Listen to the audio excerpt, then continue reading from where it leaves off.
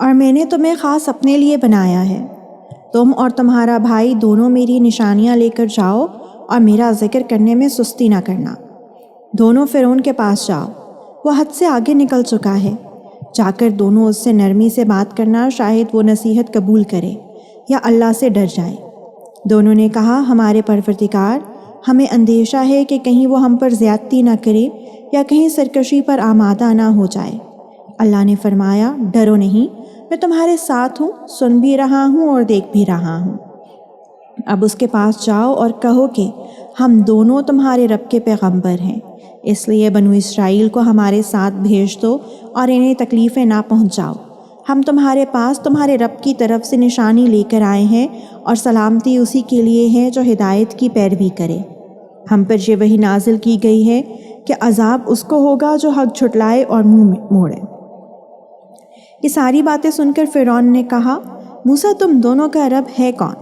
موسیٰ نے کہا، ہمارا رب وہ ہے جس نے ہر چیز کو وہ بناوٹ عطا کی جو اس کے مناسب تھی اور پھر اس کی رہنمائی بھی فرمائی۔ فرعون بولا، اچھا پھر ان قوموں کا کیا معاملہ ہوا جو پہلے گزر چکی ہیں؟ موسیٰ نے کہا، ان کا علم میرے رب کے پاس ایک کتاب میں محفوظ ہے۔ میرے رب کو نہ کوئی غلطی لگتی ہے نہ وہ بھولتا ہے۔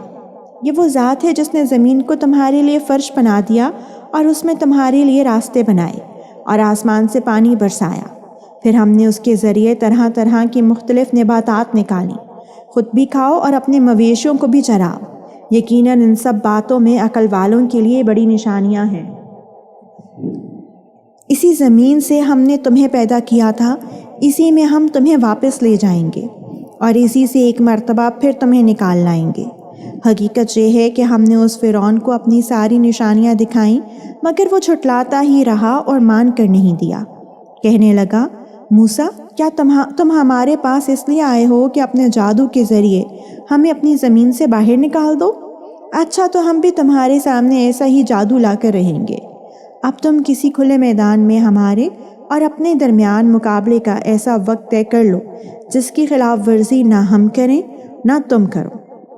موسیٰ نے کہا، تم سے وہ دن طے ہے جس میں جشن منایا جاتا ہے، اور یہ بھی طے ہے کہ دن چڑھے ہی لوگوں کو جمع کر لیا جائے۔ چنانچہ فرعون اپنی جگہ واپس چلا گیا اور اس نے اپنی ساری تدبیریں اکٹھی کیں، پھر مقابلے کے لیے آ گیا۔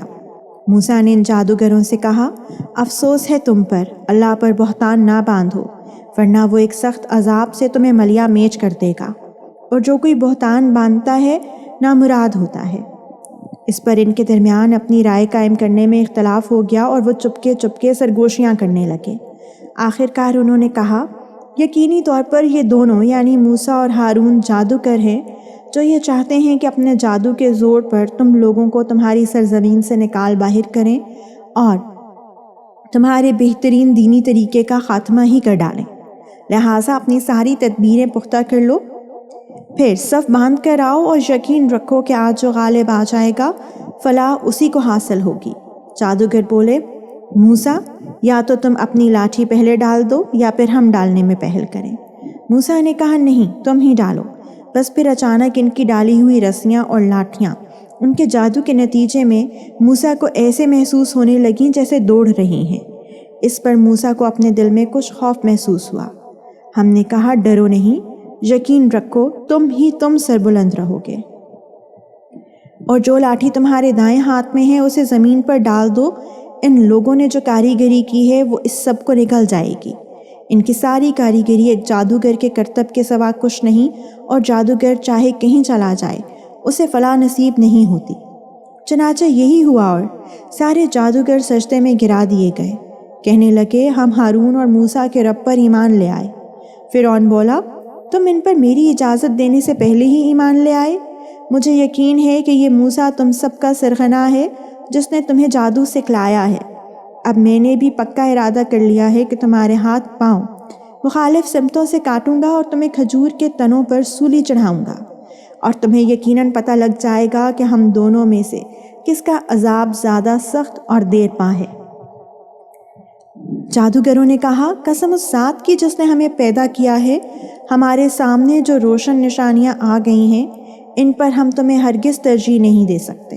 اب تمہیں جو کچھ کرنا ہو کر لو، تم جو کچھ بھی کرو گے اسی دنیوی زندگی کے لیے ہوگا۔ ہم تو اپنے رب پر ایمان لا چکے ہیں تاکہ وہ ہمارے گناہوں کو بھی بخش دے اور جادو کے اس کام کو بھی جس پر تم نے ہمیں مجبور کیا، اور اللہ ہی سب سے اچھا اور ہمیشہ باقی رہنے والا ہے۔